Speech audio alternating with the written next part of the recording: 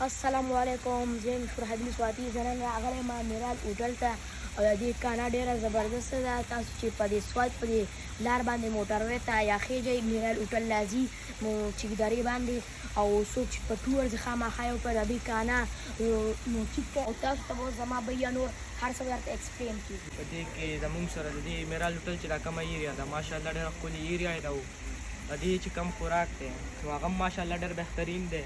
ما په خپله درېیم پیر دی چې زه میرال هوټل ته رالم او ماشاءالله د دې چې کوم د خوراک ذایقه ده او نور د دې ایریا چې ده ماشاءالله دا ډېره ښکلې ده. ماشاءالله د دوی چې کوم سټاف دی موږ د دې نه ډېر خوشحال یو. باقاعده دوی د هر شي تپوس کوي. سلام علیکم. انجي خیر